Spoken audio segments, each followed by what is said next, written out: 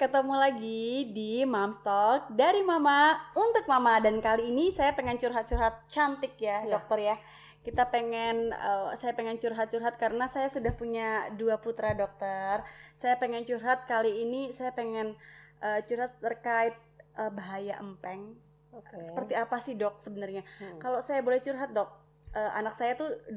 Yang pertama itu giginya sangat buruk rupa dokter, karena dia hobinya ngedot. Yang kedua juga sebenarnya pakai empeng juga, tetapi giginya lebih bagus. Itu faktornya apa sih dok sebenarnya dok? Kalau boleh tahu dok. Ya, di sini saya akan membahas tentang yang ditanyakan Mbak tadi mengenai ini ya, resiko pada gigi berarti ya. Saya fokuskan ke situ.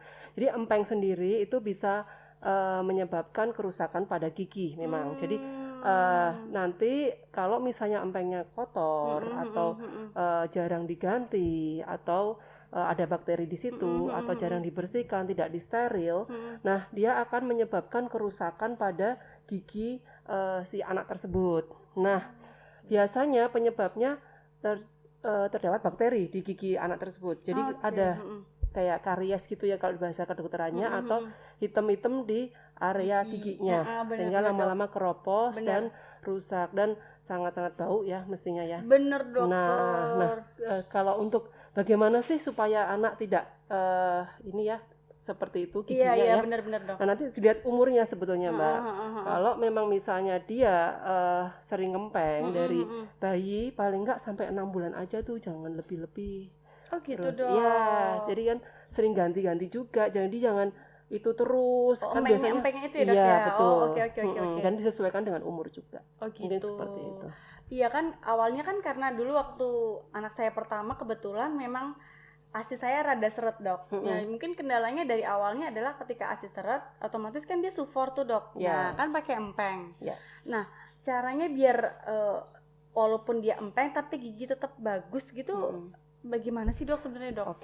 Ya tipsnya begini ya, kalau misalnya giginya pengen tetap bagus dan tadi tidak menyebabkan bingung puting, jadi maksudnya kita harus mencegah itu tuh. Benar. Harusnya kita mengenalkan empeng, misalnya kalaupun terpaksanya pakai empeng, itu paling enggak usia bayi sudah mencapai 1 bulan.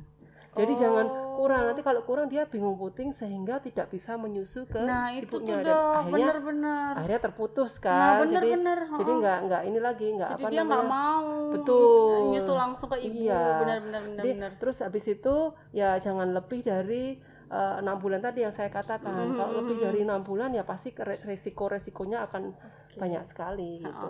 Pengaruh nggak sih dok, kan anak saya tuh yang pertama ini curhat dikit nih dok.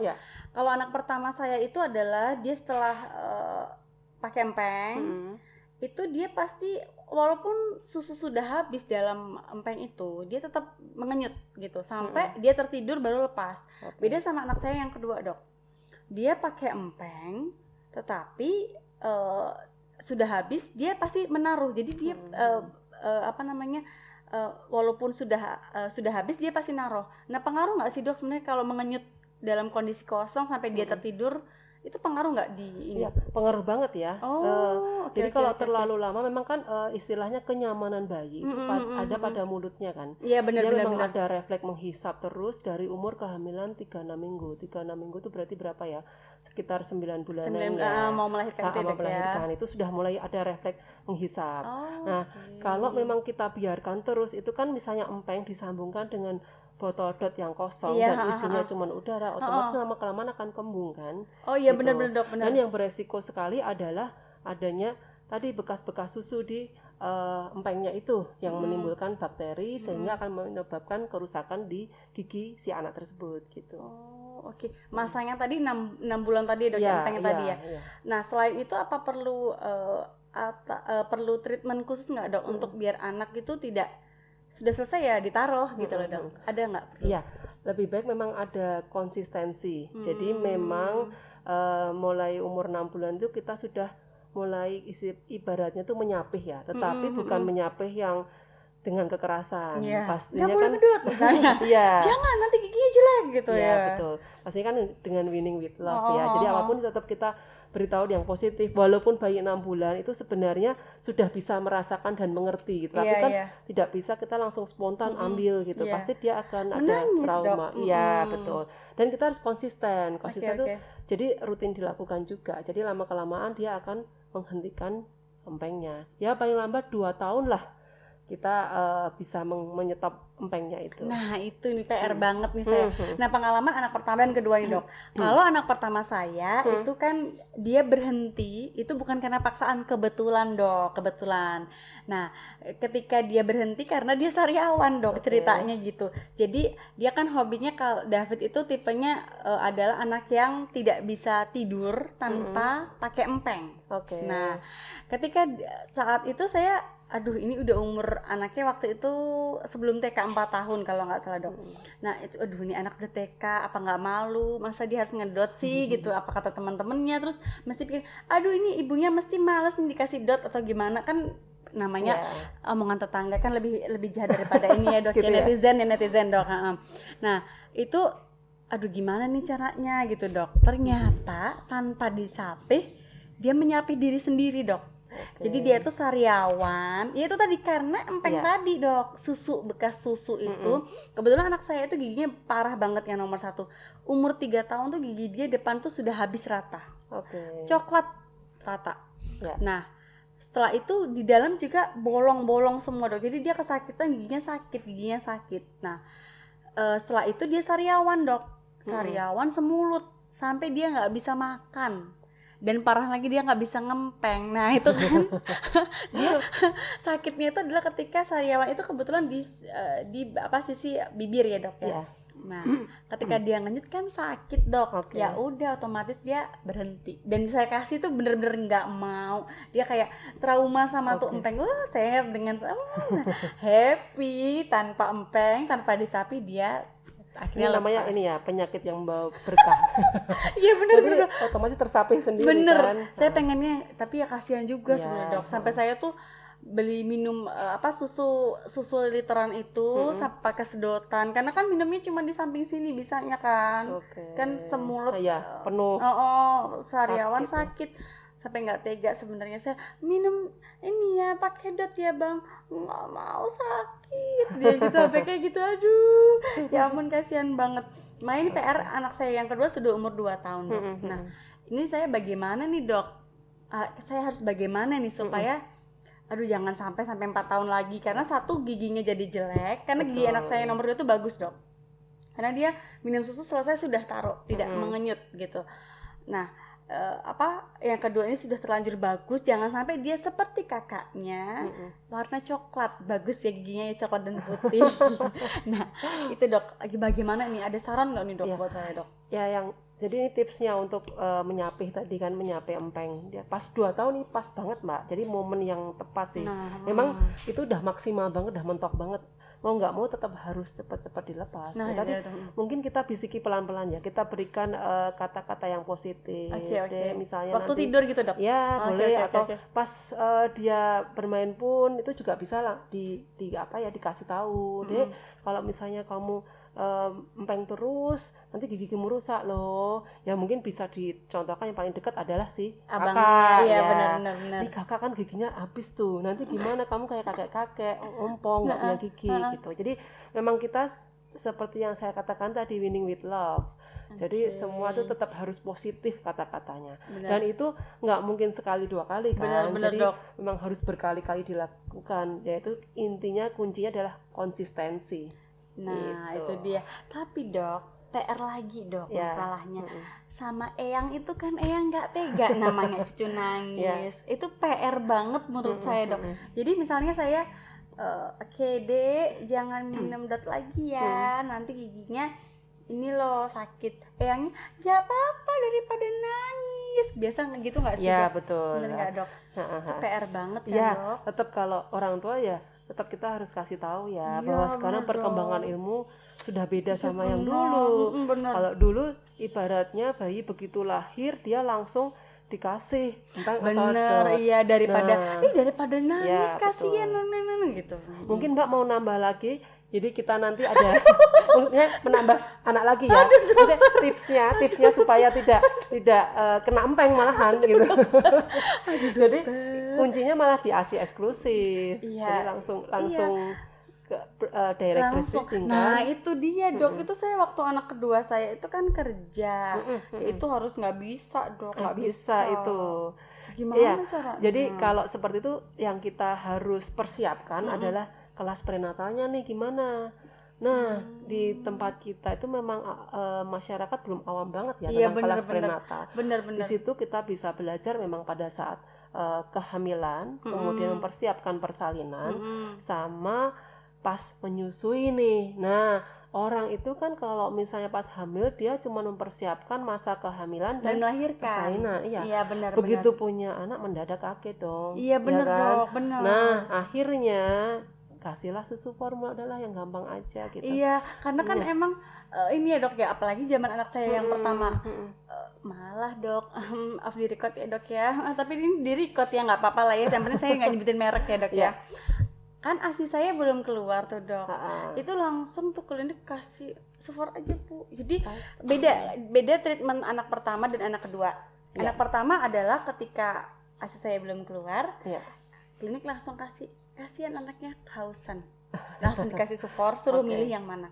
Beda ketika saya melahirkan di rumah sakit yang anak kedua, dokter anaknya bilang, bu jangan takut karena 3 hari tuh anak baru lahir itu masih bisa, dan untungnya dok sorenya tuh saya udah keluar untungnya dok, jadi dia haus tetap bisa minum saya. Emang IMD tapi kan belum keluar deres gitu dok. Ya alhamdulillah sih, makanya memang yang harus dipersiapkan tuh memang pengetahuan selama tentang menyusui itu karena kalau misalnya enggak dan menyusui itu ya alhamdulillah ada yang dikasih mudah, ada yang memang harus usaha dulu. Bener dok. Apalagi mohon maaf kalau ada bentuk puting saya datar misalnya. Nah itu semakin mempersulit. Nah dan ambil itu jalan tol dan ambil ini ya cara instan, ya udah ambillah gitu ya. Itu mungkin perlu dipersiapkan nih kelas-kelas prenatal seperti itu gitu. Nah kalau macem-macem empeng yang aman untuk bayi yang tadi dok, biar dia tidak bingung puting tadi dok, seperti apa sih dok? Ya sebenarnya kalau untuk bentuk itu juga menyesuaikan dengan mulut juga. Jadi size-nya atau ukurannya itu tepat. Misalnya newborn ya udah kasih sesuai yang newborn aja. Umur antara 3 sampai 6 ada size-nya sendiri. 6 sampai 18 bulan ada size-nya sendiri. Jadi sesuaikan dengan umur anak tersebut. Jadi tidak merusak gigi, kemudian tidak kegedean juga yang mungkin akan mengganggu nafasnya juga. Karena gitu kan. tersedak tuh bahaya ya dok ya. Atau kekecilan, atau malah banyak udara yang masuk ke perut jadi kembung. Kalau mahal murahnya empeng pengaruh nggak sih dok sama dia bingung puting? Kan ada tuh yang bentuk payudara, ada yang bentuknya pipi, ada yang bentuknya spiral gitu dok. Pengaruh nggak? Enggak sih, jadi sebenarnya lebih ke yang ditekankan ini ya bahannya bisa dari silikon atau yang lentur, jadi bisa mengikuti bentuk mulut sehingga gigi pun juga nanti bentuknya nggak maju ke depan ya. Jadi berubah ya. Gigi kalau bahasa saya gilombir, gigi lompat bibir. Gitu ya. Itu ya, itu bahaya tuh. Gilombir. Nah itu. Oke. Jadi ya tadi kalau bisa dikenalkannya pas usia 1 bulan, jangan dikurang dari 1 bulan sudah dikenalkan juga, itu terlalu dini. Nanti kalau terlalu dini efeknya apa? Ya anaknya nggak bisa menyusu, nanti akhirnya berakhir dengan bingung puting. Yes, betul sekali. Oke. Dok, sebenarnya empeng itu bahaya banget atau ada sisi positif juga dengan penggunaan itu dok? Ya, setiap ini ya diciptakan kan pasti ada manfaatnya, ada resikonya juga. Iya benar dok. Kalau dalam hal ini mungkin kita bahas manfaatnya dulu nih. Boleh. Karena tadi sudah saya sebutkan bahwa anak itu nyamannya ada di mulut, jadi memberikan efek tenang, nyaman. Dia relax gitu ya. Bayinya gampang tidur ya. Kan biar dia istirahat, emaknya bisa ngapain gitu ya, bisa istirahat juga. Kemudian juga ini mengurangi resiko kematian mendadak. Biasanya kan bayi itu ada juga kan kalau yang tidur ada yang tengkurap kan, tiba-tiba mungkin hidungnya ketutup, atau dia tiba-tiba masuk fase tidur yang terlalu dalam sehingga otaknya tidak bisa mengontrol pernafasannya sehingga tiba-tiba meninggal Oh gitu. ada Jadi dok kayak gitu ada dok. juga. Oh baru Jadi dengar ya, jadi dia membantu sebetulnya. Oh, Tapi memang oke. resikonya juga banyak Benar gitu benar ya. benar. Salah satunya bingung puting tadi ya Iya, dok ya. betul. Bingung puting, infeksi di gigi, mempengaruhi pertumbuhan gigi, Mm-mm. terus kemudian menyebabkan infeksi di telinga. Jadi Duh. kalau di telinga itu kan jadi antara mulut dengan telinga ini kan ada salurannya. Iya iya iya Jadi benar kalau dok. misalnya kita ngempeng, maaf anak ya bukan kita ya, Mm. ngempeng terus, itu kan terjadi perubahan tekanan sehingga Oke. nanti bakteri atau cairan itu akan gampang ngumpul di telinga sehingga mengakibatkan gampang terjadi infeksi telinga seperti itu. Oh gitu dok, baru tahu nih, baru Iya, tahu. betul, betul. Waduh ilmu banget nih. Iya Iya. punya anak 2 harus dan Mm-mm. dua-duanya kebetulan empengisasi dok. Iya. Jadinya harus Cocok banyak banget ya. belajar. Betul, Nah, betul. dan PR banget untuk saya anak yang kedua harus lepas empeng ya dok ya. Nah dokter boleh diceritakan juga nggak dok? Sebenarnya empeng itu apa namanya mulai bisa diperuntukkan untuk baby itu umur berapa dok? Atau kan ada tuh yang biar nggak bingung puting dikasih sendok. Ya. Nah itu mulai berapa dok bisa dipakai sama bayi? Oke. Biar dia nggak Jadi- bingung puting beneran. Oke. Jadi kalau yang disarankan sendiri dari dokter anak sebetulnya malah sebaiknya sih nggak usah pakai empeng, sebaiknya. Oh. Tetapi memang tadi kan Mbak juga ada problem dok, saya kerja. Sebetulnya pun Iya. kerja itu kita butuh manajemen menyusui saja. Jadi misalnya nih saya ngalami sendiri nih, Iya saya iya juga dokter nih. saya praktisi menyusui juga. Jadi saya mengatur waktu. Jadi mulai anak saya umur 1 bulan itu saya mulai pumping. Jadi supaya dia itu pas kita tinggal kerja dia ada ASI perah dan Iya benar. dan kita memberikannya pakai gelas atau pakai sendok. Oh. Ya, jadi bukan pakai dot. Biasanya kalau pakai dot akhirnya terjadi bingung puting. Iya benar Ya. dok benar. Terus yang disarankan apa? Kalau misalnya nih dok nggak bisa nih dok, kayaknya emang harus empeng nih, Iya harus pakai ngedot dot nih. ya pastikan bahwa bayi sudah bisa menyusu dengan baik. Dan kapan bayi itu bisa menyusu dengan baik? Biasanya pada saat usia umur 1 bulan. Itu sudah lumayan rata-rata ya. Tapi sebaiknya tetap kita anjurkan tidak dicoba gitu. Karena memang lebih banyak istilahnya resikonya ya. Bener. Soalnya dulu kasusnya anak saya itu yang kedua dok, kenapa pakai empeng? Jadi kebetulan dia tuh kuning dok. Bilirubin Ya, bilirubin. tinggi dok. Jadi kan seminggu kan cek habis lahiran Ya. kan. Nah dokter Eka tuh kebetulan bilang, wah ini kuning nih, dan kuningnya tuh udah 60% dok. Jadi emang harus opnam kan. Ya. Nah ketika kan kalau di ruang baby itu kan harus ditinggalkan bayinya kan, Ya, kita nggak bisa betul. nginep karena emang nggak ada ruangan ibunya. Nah itu kan harus dipumping dok. Nah awal empengnya itu di situ. Oke.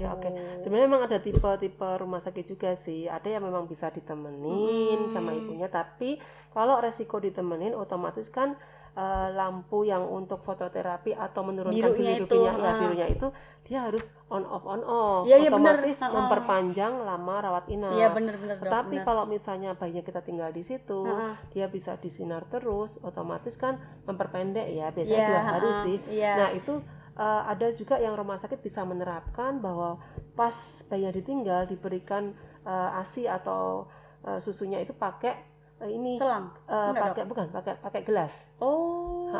Di rumah sakit saya sendiri kebetulan kita no dot ya. Oh gitu dok. Ya, Wah, tapi ya monggo sih. Iya bener. Tapi memang harus ninggal ASI memang waktu itu. Ya, Jadi betul. saya ngejar karena baru seminggu saya belum pumping. Itu barengan sama ibu-ibu lain yang anaknya juga bilirubinnya tinggi. Kita pumping bareng terus ninggal ASI itu. Jadi memang ya pakai empeng mau tidak mau biar anaknya tetap menyusul. Tapi waktu kita standby di situ sih dipanggil dok. Jadi misalnya bayi ini gitu. Kita bisa kalau menyusul langsung ya. gitu. Tapi kalau kita ditinggal waktu malam itu emang kita stok ASI.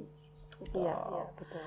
Ya, Ya mungkin bisa tadi ya bisa belajar juga bahwa Ada metode lain yang digunakan untuk memberikan ASI, Nah, perah ya. tapi jangan tanya lagi loh dok, mau coba yang ketiga gitu, jangan tanya, please Ya mungkin tolong. pengen mempraktekkan yang betul ya. Tapi beneran dok, ini ya anak pertama saya kan ASI cuman 3 bulan dok. Ha-ha. Habis itu karena saya dulu masih kerja di lapangan, jadi wartawan, jadi saya tidak mungkin perah ASI di jalanan kan gitu. Jadi memang hanya 3 bulan aja ASInya. Waktu saya anak kedua, saya sama suami komitmen pokoknya aku harus ASI nih. Ya lumayan lah dok, 8 bulan dok ASI. Ya Harusnya berapa ya Mbak ya? harusnya 2 tahun Oh, ya. Dok. Diingetin sama dokter. Makasih. Terus dokter bilang mau nyoba yang ketiga gitu. Aduh dokter tolong, nanti saya perasian lagi ya. Aduh Belajar jangan. lagi ya. Aduh dok udah 2 anak cukup dok. Gitu Program ya. pemerintah dok. Sekolah Oh, ya, nggak mahal. boleh ya sekarang Nanti ya. kalau daring sampai selamanya apa nggak pusing saya dok? Banyak rating ya daring ini. Bayangkan nanti grup 1 anak anak David, grup kedua anak Jeremy, yang ketiga adanya saya pusing dok, 1 aja pusing ya kan. Oke. Nah dokter boleh cerita sedikit nggak nih?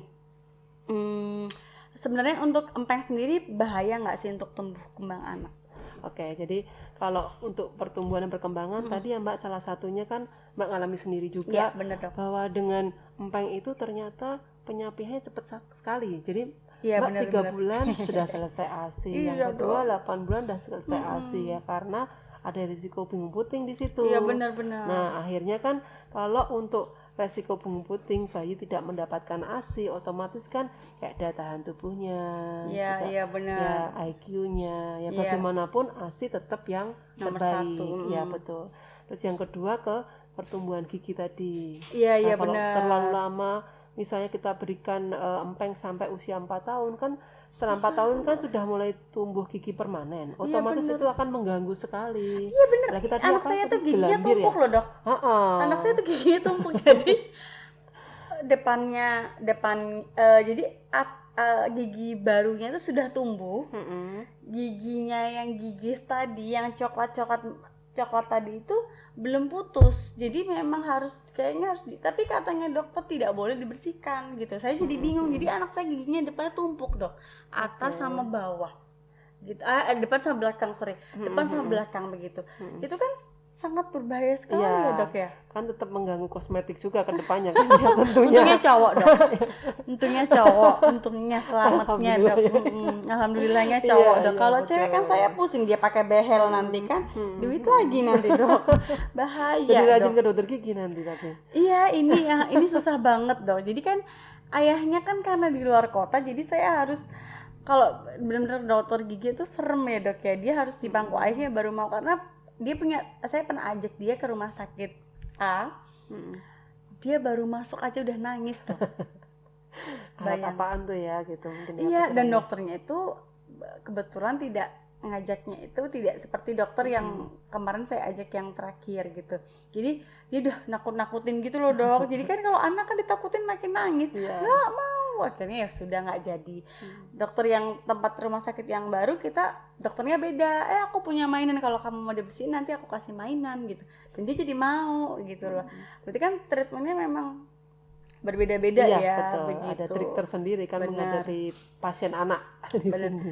Berarti empeng itu sebenarnya ada bahaya dan tidaknya, ada manfaatnya dan tidaknya ini Iya, ya dok ya. betul. Bagaimana kita harus bijak menggunakan empeng tersebut buat putra-putri kita sendiri ya dok Oke, ya. Benar.